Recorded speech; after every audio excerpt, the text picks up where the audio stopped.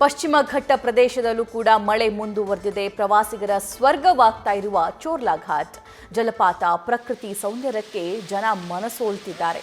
ಕರ್ನಾಟಕ ಗೋವಾ ಗಡಿಯಲ್ಲಿರುವ ಚೋರ್ಲಾ ಘಾಟ್ನ ದೃಶ್ಯ ಗಮನಿಸ್ತಾ ಇದ್ದೀರಿ. ಗೋವಾ ಕರ್ನಾಟಕ ರಸ್ತೆ ಎರಡೂ ಕಡೆ ಜಲಪಾತಗಳು ಸೃಷ್ಟಿಯಾಗಿದ್ದಾವೆ.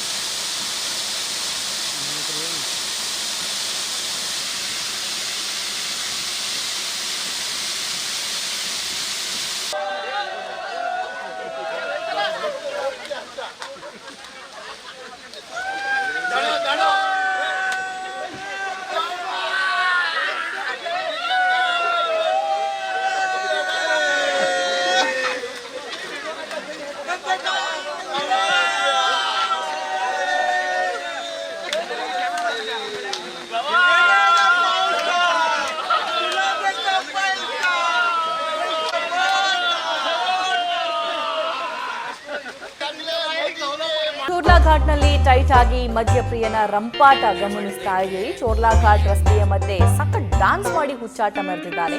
ಮದ್ಯಪ್ರಿಯನ ಹುಚ್ಚಾಟಕ್ಕೆ ವಾಹನ ಸವಾರರು ಕೊಂಚ ಕಾಲ ಹೈರಾಣಾದ್ರು. ಆದರೆ ಗೋವಾ ಬೆಳಗಾವಿ ಮಾರ್ಗದ ಚೋರ್ಲಾ ಘಾಟ್ನಲ್ಲಿ ಈ ಘಟನೆ ನಡೆದು ಫುಲ್ ಟೈಟ್ ಆಗಿ ಸಖತ್ ಡ್ಯಾನ್ಸ್ ಮಾಡಿದಂತಹ ಪಾನಮತ್ತ ವ್ಯಕ್ತಿ ಕಾರು, ಬೈಕ್, ಲಾರಿಗಳಿಗೆ ಅಡ್ಡ ನಿಂತು ಮಳೆಯಲ್ಲಿಯೇ ಡ್ಯಾನ್ಸ್ ಮಾಡ್ದ. ಕೆಲವೊಬ್ರು ಕಿರಿಕಿರಿ ಸಂಭವಿಸಿದ್ರೆ, ಕಿರಿಕಿರಿಯನ್ನ ಉಂಟು ಮಾಡಿದ್ರೆ ಈ ಡ್ಯಾನ್ಸ್ ಕೆಲವೊಬ್ಬರಿಗೆ ಎಂಟರ್ಟೈನ್ಮೆಂಟ್ ಮಾತ್ರ ಭರ್ಜರಿಯಾಗಿ ನೀಡಿದೆ.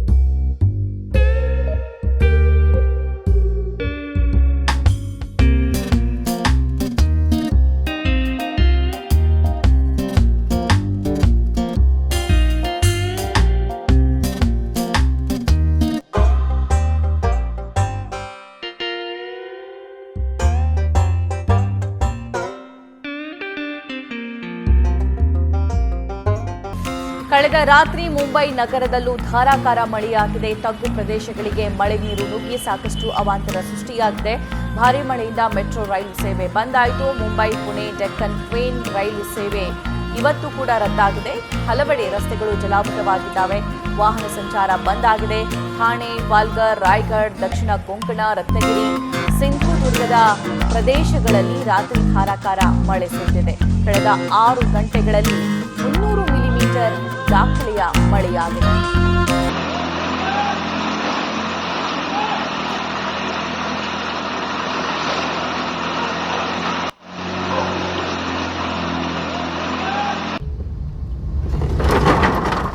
सब जगह में भरा ही होगा, किधर भी जाओगे सब भरा रहेगा। सब जगह में भरा ही होगा, किधर भी जाओगे सब भरा रहेगा।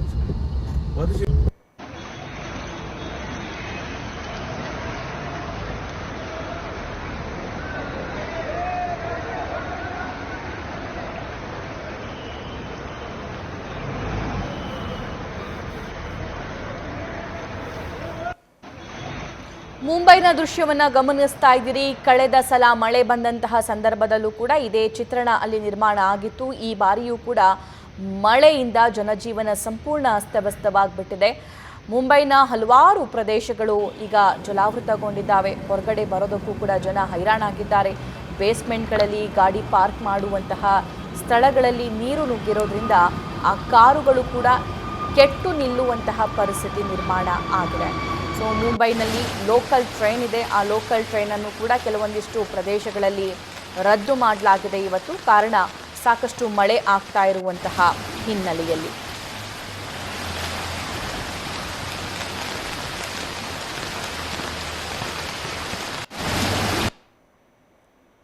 ಕಳೆದ 6 ಗಂಟೆಯಲ್ಲಿ 300 ಮಿಲಿಮೀಟರ್ ಮಳೆ ಮುಂಬೈನಲ್ಲಿ ದಾಖಲಾಗಿದೆ. ತಗ್ಗು ಪ್ರದೇಶಗಳಿಗೆ ನೀರು ನುಗ್ಗಿದೆ, ಅಲ್ಲಿ ಸಾಕಷ್ಟು ಅವಾಂತರ ಸೃಷ್ಟಿಯಾಗಿರೋದನ್ನು ನೀವು ಗಮನಿಸ್ತಾ ಇದ್ದೀರಿ. ಭಾರೀ ಮಳೆಯಿಂದ ಮೆಟ್ರೋ ರೈಲು ಸೇವೆ ಕೂಡ ಬಂದ್ ಮಾಡಲಾಗಿದೆ. ಇನ್ನು ಮುಂಬೈ ಪುಣೆ ಡೆಕ್ಕನ್ ಕ್ವೀನ್ ರೈಲು ಸೇವೆ ಕೂಡ ಇವತ್ತು ರದ್ದಾಗಿದೆ. ಕಾರಣ ಸಾಕಷ್ಟು ಮಳೆ ಇದೆ, ಮಳೆಯಿಂದ ಹಲವಾರು ಅವಾಂತರಗಳು ಸೃಷ್ಟಿಯಾಗಿರೋದ್ರಿಂದ ರಸ್ತೆಗಳು ಜಲಾವೃತಗೊಂಡಿದ್ದಾವೆ, ವಾಹನ ಸಂಚಾರ ಬಂದಾಗಿದೆ.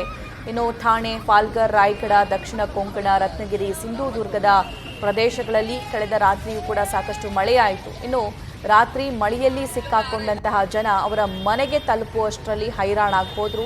ಸಾಕಷ್ಟು ಟ್ರಾಫಿಕ್ ಜಾಮ್ ಕೂಡ ಉಂಟಾಗಿತ್ತು, ಅದರಲ್ಲಿ ರಸ್ತೆಗಳ ಮೇಲೆ ಸಾಕಷ್ಟು ನೀರು ಹರಿತಾ ಇತ್ತು.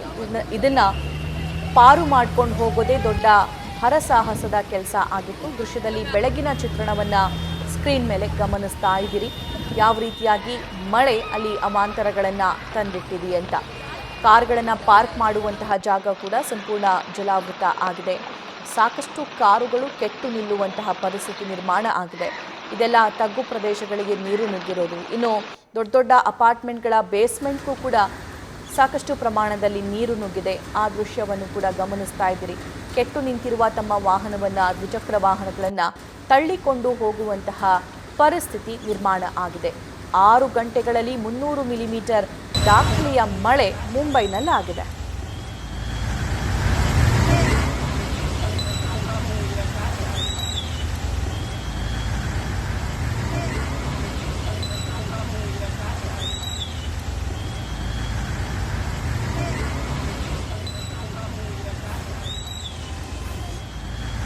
ಮುಂಬೈನಲ್ಲಿ ಅತಿ ದೊಡ್ಡ ಸ್ಲಂ ಪ್ರದೇಶ ಇದೆ. ಆ ಸ್ಲಂ ಪ್ರದೇಶಕ್ಕೂ ಕೂಡ ಸಾಕಷ್ಟು ನೀರು ನುಗ್ಗಿದೆ. ಸೊ ನೀರು ನುಗ್ಗಿ ಅಲ್ಲಿನ ಜನ ಕೂಡ ಹೈರಾಣಾಗಿದ್ದಾರೆ. ಹೇಗಪ್ಪ ಬದುಕೋದು ಅನ್ನುವಂಥ ಪರಿಸ್ಥಿತಿ ನಿರ್ಮಾಣವಾಗಿದೆ. ಇನ್ನು ಆ ಹೈವೇ ದೃಶ್ಯವನ್ನು ಗಮನಿಸ್ತಾ ಇದ್ದೀರಿ. ಸೊ ಮುಂಬೈನ ರೋಡ್ ಇದು. ರೋಡ್ನಲ್ಲಿ ನದಿ ಪಾತ್ರದಲ್ಲಿ ನೀರು ಯಾವ ರೀತಿ ಹರಿಯುತ್ತಲ್ಲ, ಸೊ ಆ ಥರ ರೋಡಲ್ಲಿ ನೀರು ಹರಿತಾ ಇದೆ. ಜನ ವಾಹನ ಸಂಚಾರ ಮಾಡೋದಕ್ಕೂ ಕೂಡ ಸಾಕಷ್ಟು ಕಷ್ಟ ಆಗ್ತಾ ಇದೆ. ಆಫೀಸ್ಗಳಿಗೆ ರೀಚ್ ಆಗಬೇಕು, ಮನೆಗೆ ರೀಚ್ ಆಗಬೇಕು. ಸೊ ಮನೆ ರೀಚ್ ಆಗೋದು ಕೂಡ ಸಾಕಷ್ಟು ಕಷ್ಟ ಆಗ್ತಾ ಇದೆ.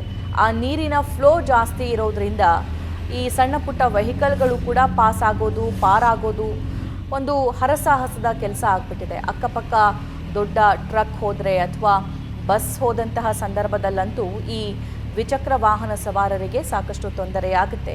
ಕೆಲವೊಂದಿಷ್ಟು ಜನ ಈ ಮಳೆಯನ್ನು ಎಂಜಾಯ್ ಮಾಡ್ತಾ ಇದ್ದರೆ, ಹಲವಾರು ಜನ ಮಳೆಯಿಂದ ಆಗಿರೋ ಅವಾಂತರದಲ್ಲಿ ಪರದಾಡ್ತಾ ಇದ್ದಾರೆ. ಜನಜೀವನ ಸಂಪೂರ್ಣವಾಗಿ ಅಸ್ತವ್ಯಸ್ತವಾಗಿದೆ. ಮುಂಬೈನಲ್ಲಿ ಅತಿ ದೊಡ್ಡ ಸ್ಲಮ್ ಇದೆ. ಆ ಸ್ಲಮ್ನಲ್ಲೂ ಕೂಡ ದೊಡ್ಡ ಪ್ರಮಾಣದಲ್ಲಿ ನೀರು ನುಗ್ಗಿದೆ.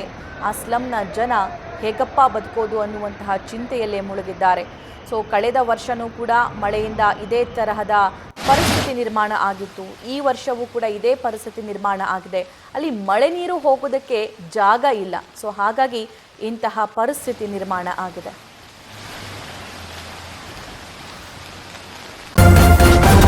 ನ್ಯೂಸ್ ಫಸ್ಟ್ ನಿರ್ಭೀತಿಯಿಂದ ನಿಮ್ಮ ಪರವಾಗಿ.